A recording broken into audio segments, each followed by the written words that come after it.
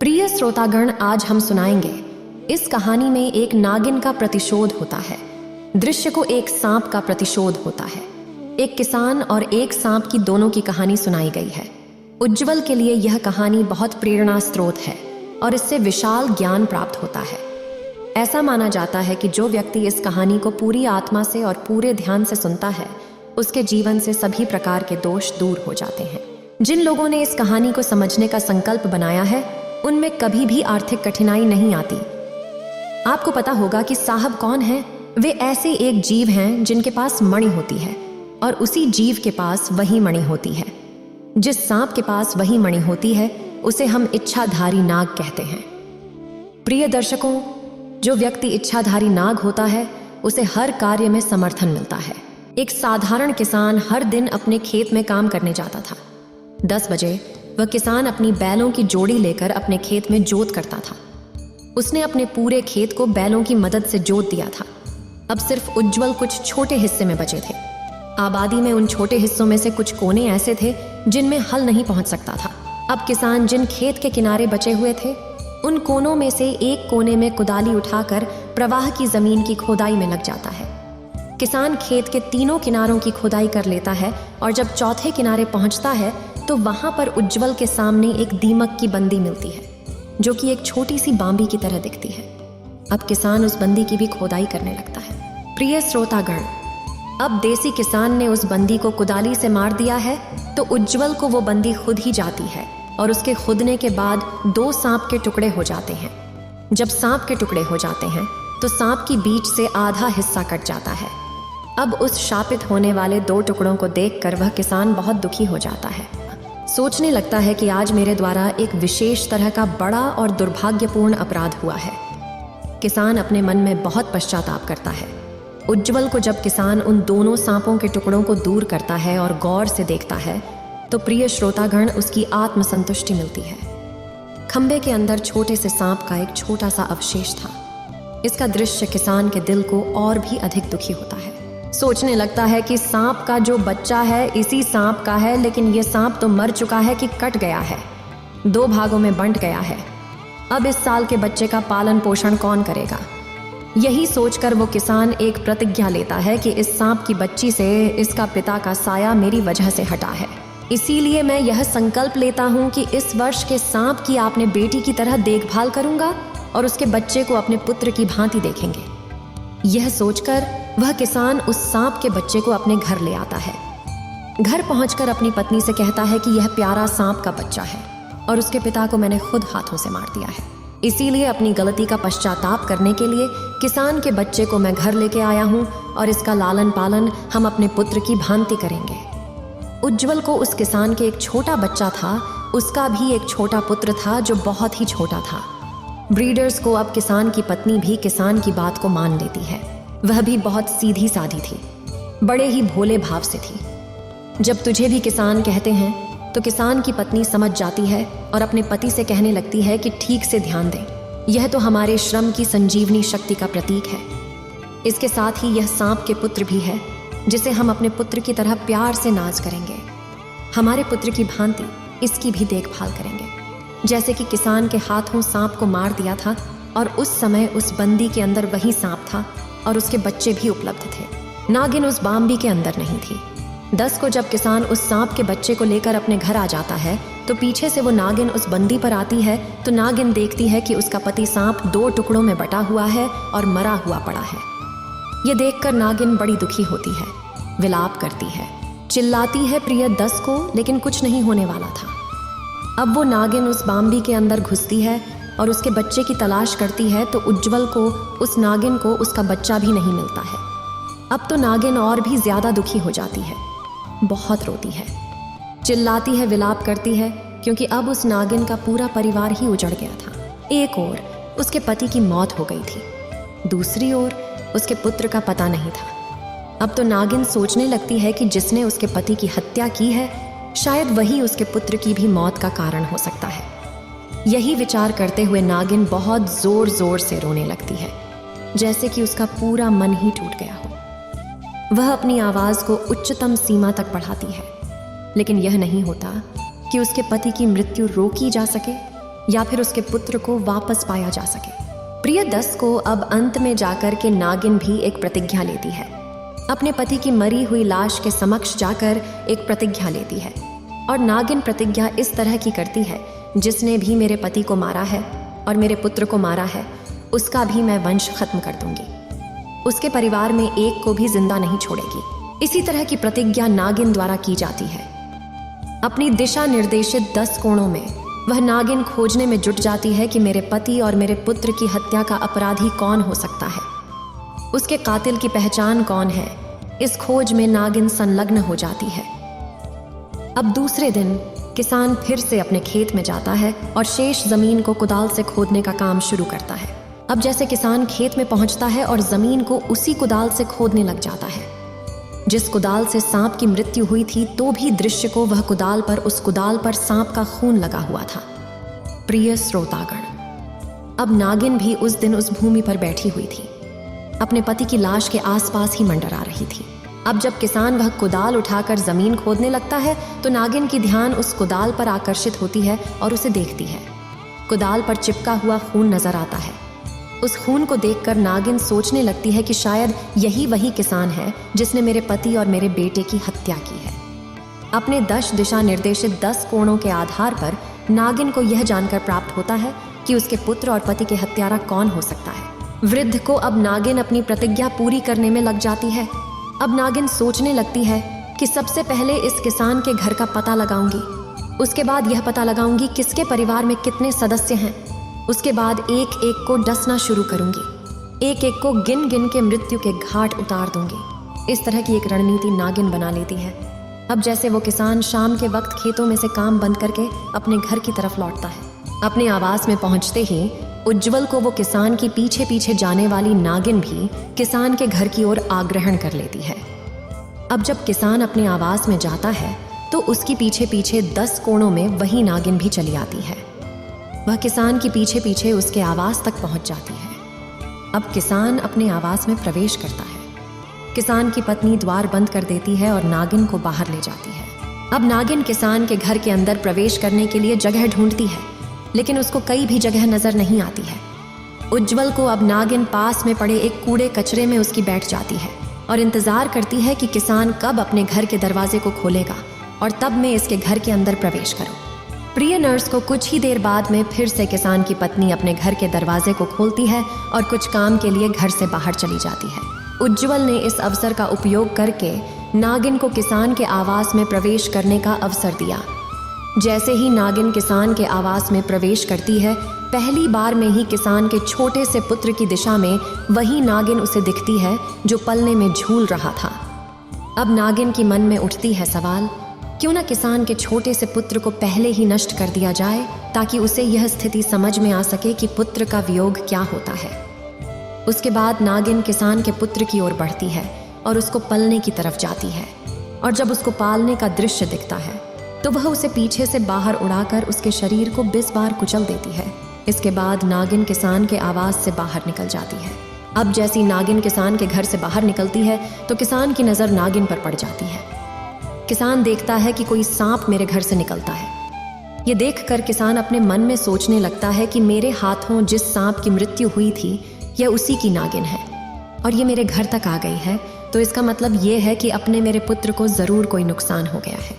इस विचार में किसान अपने पुत्र के पालने की दिशा में ध्यान केंद्रित करता है। इस समय उज्जवल को किसान की पत्नी भी संयोजना के रूप में प्रस्तुत होती है और वह भी उस नागिन को उसके आवास से बाहर निकलते हुए देख लेती है। किसान की पत्नी भी विचारने में लग जाती है। वह आवश्यकताओं की ओर ध्यान देती है। यह नागिन ने बिल्कुल सही कहा कि मेरे पुत्र को कोई नुकसान पहुंचाया हो सकता है। अब उसकी पत्नी भी दृश्य की ओर दौड़ती है, अपने पुत्र के पालन की दिशा में। दोनों पति पत्नी अपने पुत्र की पालने की तरफ दौड़ते हैं और अपने पुत्र को जा करके देखते हैं कि उनके पुत्र को नागिन ने डस रखा है। अपनी दरस को दोनों पति पत्नी, किसान और किसान की पत्नी चिल्लाते हैं, विलाप करते अपने पुत्र को गोद में उठा लेते हैं और इधर उधर भागने की कोशिश करते हैं। सोचने लगते कि किसी राज्य से इनका उपचार करवा दें, लेकिन अपनी रस को अब रात्रि के समय कोई राज्य भेद नजर नहीं आता है। किसी राज्य में ऐसा संकेत नहीं प्राप्त होता।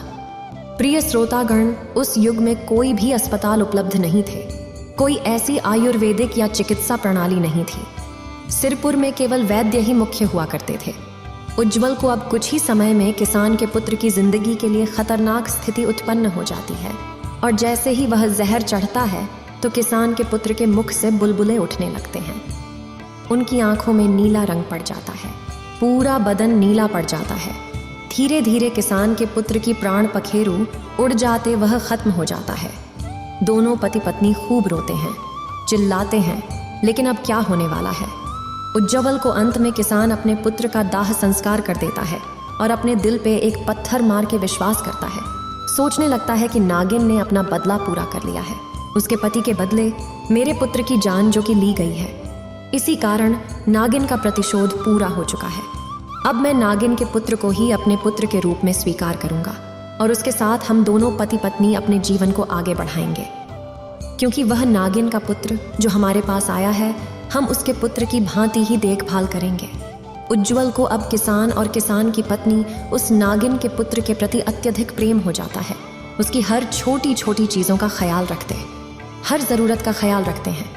उज्जवल को दोनों पति पत्नी नागिन के बच्चे की सेवा में लग जाते हैं, उसे कोई अपना पुत्र मान लेते हैं।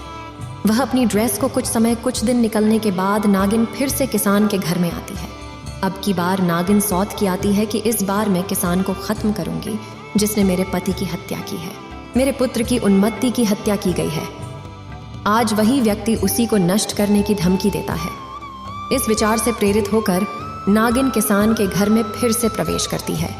जैसे ही नागिन किसान के घर में प्रवेश करती है, वह देखती है कि किसान और किसान की पत्नी एक सांप के छोटे से बच्चे को दूध पिला रहे हैं और उन्होंने उसे बड़े प्यार से पिलाया है। पुत्र पुत्र कह करके नागिन के बच्चे को दूध पिला रहे हैं। ये देखकर नागिन बड़ी चकित रह जाती है। सोचने लगती है कि किसान और किसान की पत्नी मेरे ही पुत्र को दूध पिला रही है। नागिन अपने पुत्र को पहचान जाती है और सोचने लगती है कि ये तो मेरा ही पुत्र है और मेरे पुत्र को किसान और किसान की पत्नी दोनों ने एक पुत्र की भांति प्रेम कर रहे हैं। इस दृश्य का साक्षात्कार करते हुए नागिन विस्मित होकर उलझ जाती है और अपने अंतर्मन में दुख और आत्मनिंदा की भावना पैदा करती है। उसकी मनसा मनने लगती है कि वह इस घर में उस उद्देश्य से आई थी कि उसने बदलाव की कल्पना की थी। उसकी यही सोच रही थी कि वह किसान के परिवार को पूरी तरह से उन्हीं के आकार में नष्ट कर देगी। वह निश्चिंत थी कि कोई भी मानव जीवन में जीवित नहीं बचेगा, लेकिन किसान और किसान की पत्नी अत्यंत दयालु और करुणाशील हैं। बड़े धार्मिक प्रवृत्ति के हैं जो मेरे पुत्र को अपने पुत्र की भांति प्रेम कर रहे हैं। इस नज़ारे को देखकर नागिन रोने लगती है, अपनी आंखों से आंसू बहाती है और अपने किए हुए पर पश्चाताप करती है। उज्जवल को अब नागिन किसान के घर से वापस निकल के चली जाती है और अपने पति के मृत शरीर के पास जाकर अपने पति से कहने लगती है कि पिया जी, मेरे से भी बहुत बड़ा पाप हुआ है। शायद किसान के निधन का कारण कोई अज्ञात हादसा भी हो सकता है, शायद किसी दुर्घटना का शिकार होने का संभावना भी हो सकता है, लेकिन मैंने उद्देश्यपूर्ण रूप से किसान के पुत्र की मृत्यु का नाश किया है। इस बात का मुझे अब गहरी विचारणा हो रही है और किसान की पत्नी दोनों ही उन उच्च मूलभूत मूल्यों के पालक हैं जो हमारे पुत्र को उनके पुत्र की भांति प्रेम कर रहे हैं। उज्जवल को अब नागिन बड़ा पश्चाताप करती है, रोती है, चिल्लाती है और अपनी करनी का पश्चाताप करती है। अब 1-2 दिन बाद में फिर से वो नागिन किसान के घर में जाती है। अब की बार ये सोच की जाती है कि वास्तविकता में किसान और किसान की पत्नी मेरे पुत्र से प्रेम करते हैं या फिर वैसी ही कोई ड्रामा कर रहे हैं। तो पीड़ा दृश्य को बुझा के देखती है कि वास्तविकता में किसान और किसान की पत्नी इस तरीके से बातें कर रहे थे कि हमारे तो कोई पुत्र है नहीं, हमारे एक पुत्र था जिसका अस्तित्व अब केवल यही नागिन का बच्चा है। यही वो आत्मा है जिसके साथ हम आगे बढ़ेंगे और जिसके सहारे हम अपने जीवन को आगे बढ़ाएंगे। इस सच्चाई को जानकर नागिन कितनी ही चौंकी हो जाती है। उस नागिन को यह विश्वास हो जाता है कि किसान हमारे पुत्र के प्रति अत्यधिक प्रेम करते हैं, अपने पुत्र की भांति प्रेम करते हैं। नर्स को अब नागिन अपनी गलती का पश्चाताप करने के लिए सोचने लगती है कि मैंने इनके पुत्र को खत्म किया है, और इसका पश्चाताप करने के लिए नागिन थोड़ी दूरी सीजी के मंदिर जाती है और भोलेनाथ की परिक्रमा करती है। और प्रिय दर्शकों, ऐसा कहा जाता है कि नाग और नागिन भोलेनाथ के परम भक्त होते हैं, और जब नाग नागिन दिल से यदि भोलेनाथ से कुछ भी चीज मानते हैं तो प्रिय दर्शन को देवाधिदेव महादेव नाग और नागिन की इच्छा की पूर्ति भी करते हैं। पुत्र को अब तो नागिन भोलेनाथ की उपासना आरंभ कर देती है, भोलेनाथ की सेवा में लग जाती है। अब नागिन भोलेनाथ से केवल एक बात मांगती है कि भगवान, मैंने अनजाने में किसान के पुत्र का नाश किया है और अब मैं इच्छा करती हूँ कि उस किसान को किसी भी तरीके से एक नया पुत्र प्राप्त हो। उज्ज्वल को उस नागिन की पुकार को भोलेनाथ सुन लेते हैं। कुछ दिनों बाद में एक पंडित और एक पंडित यानी एक छोटी सी नवजात बालक को लेकर के दौड़ते हुए, हाँफते हुए उस किसान के घर आती है और किसान से आकर की कहती है कि भैया, हमारे पीछे कुछ गुंडे पड़े हुए हैं और वो लोग हमारे पुत्र को मार देंगे, हमको मार देंगे। इसीलिए हम इच्छुक हैं कि हमारे पुत्र का किसी भी तरीके से प्राण बचाएं। इसके लिए कुछ समय के लिए आप हमारे पुत्र को संभाल लें। प्रिय श्रोतागण को यह बताते हुए कि पंडित और पंडितानी ने अपने पुत्रों को किसान की गोद में लिटाया और वहां से चले गए हैं। किसान और किसान की पत्नी ने पंडित और पंडितानी के पुत्र को गोद में लिया और अपने घर की ओर बढ़ जाते हैं। प्रिय श्रोतागण, अब दूसरे दिन जैसे ही किसान खेतों में काम करने के लिए जाता है तो वो देखता है कि खेतों में पंडित और पंडित दोनों मरे हुए पड़े थे। ये देखकर किसान बड़ा दुखी हो जाता है। सोचने लगता है कि जिस पंडित यानी ने हमें पुत्र दिया है वो लोग यहाँ मरे पड़े हैं। अब तो किसान पंडित और पंडिताइन का दार्शनिक कार्य करता है, उनका अंतिम संस्कार करते हैं। उसके बाद किसान और किसान की पत्नी पंडित और पंडितानी के पुत्र को लालन पालन करते हैं और उसको अपने ही पुत्र की भांति मानते हैं। पियर्स को एक दिन नागिन किसान के घर आती है। तब किसान अपने दोनों पुत्रों को खिला रहा होता है, ज्ञानी साहब के पुत्र को भी खिला रहा होता है और पंडित और पंडिताइन के पुत्र को भी खिला रहा होता है। तभी नागिन किसान के घर में पहुंचती है और ये नज़ारा देखकर बहुत खुश होती है, बहुत प्रसन्न होती है। नागिन सोचने लगती है कि किसान वास्तविकता में धर्मात्मा आदमी है, पुण्यात्मा है जी सोचकर नागिन निवासी वापस लौटने लगती है। लेकिन फिर से नागिन के दिमाग में ख्याल आता है कि अब मेरी जीने की कोई इच्छा नहीं है। भी दर्शक को उस नागिन के पास में नागमणि थी। अब वो नागिन धीरे धीरे किसान के पास आती है और किसान के पास जाकर एक औरत के रूप में प्रकट हो जाती है। औरत के रूप में प्रकट होकर उस किसान से कहती है कि किसान, मैं तुम्हें एक विशेष वस्त्र देने आई हूँ। तुम्हें किसी की देखभाल करनी है और यह वस्त्र तुम्हारे घर में सदैव बनी रहनी चाहिए। किसी भी समय किसी को यह वस्त्र न देने की भूल नहीं करनी चाहिए और अन्य किसी को इसे न देने की भूल नहीं करनी चाहिए। तब वो नागिन किसान को अपनी नागमणि दे देती है। नागमणि देने के बाद औरत के रूप से प्रसिद्ध नागिन बन जाती है। अब किसान समझ जाता है कि ये वही नागिन है और अपने पुत्र को सहलाती है। अपने पुत्र को फैलाने के बाद किसान से कहती है, किसान, मेरे पुत्र का हमेशा ख्याल रखना, लेकिन इतना ज्यादा विश्वास भी मत करना, क्योंकि हमारी जो प्रजाति है ये दुष्ट प्रजाति में गिनती आती है। इसीलिए मेरे पुत्र, तुम भी बहुत ज्यादा विश्वास न करो। अब मेरा पुत्र श्रम की सुरक्षा करने में पूरी तरह सक्षम है, वह बड़ा हो चुका है। अगर किसी दिन भविष्य में मेरा पुत्र तुम्हारे साथ कोई गलती से भी चूक करता है तो तुम्हारे पास मेरी नागमणि होगी। जब भी मेरा पुत्र किसी को गलती से भी भूल से भी छू लेता है तो उस नागमणि को तुम्हारे पास ही रख देना चाहिए, जिससे नाग की दबंगई हो। तुरंत उसका जहर खत्म हो जाएगा और वह व्यक्ति स्वस्थ हो जाएगा। उज्ज्वल को ये कहकर नागिन वापस किसान के घर से निकल जाती है और अपने पति के पास जाकर अपने प्राण त्याग देती है। उसके बाद किसान नाग और नागिन दोनों का भी दाह संस्कार करते हैं। उज्ज्वल को इस तरीके से उस किसान का परिवार पूरा संपन्न हुआ। उसके बाद किसान, पंडित के पुत्र और नागिन का पुत्र अर्थात नाग दोनों को अपने पुत्र की भांति प्रेम करते हैं। वृद्ध कुछ समय के बाद बूढ़े आदमी को भगवान की भक्ति करने का मन होता है, भोलेनाथ की भक्ति करने लगता है और उसे भी एक नागमणि प्राप्त होती है। उज्ज्वल को अब नागिन के पुत्र को भी कभी कभी मनुष्य के रूप में अपने माता पिता के पास आने का अवसर मिलता है। यदि किसान के घर ऐसे आता कि उनका जीवन उसी तरीके से व्यतीत होने लगा। प्रिय श्रोतागण, उस किसान के घर में किसी भी प्रकार की अनुदान की कोई कमी नहीं थी। वह किसान हमेशा धर्मपुरी में विश्वास रखता था। प्रीतम को ये कहानियां समाप्त हो जाती हैं। हम उम्मीद करते हैं कि आज की छोटी सी कहानी आप लोगों को बेहद पसंद आई होगी और इस कहानी से आप ढेर सारी प्रेरणा भी प्राप्त करेंगे। इस वीडियो को बोलते समय कोई त्रुटि हो तो मैं क्षमा चाहती हूँ। उम्मीद है आप सभी को ये वीडियो अच्छी लगी होगी।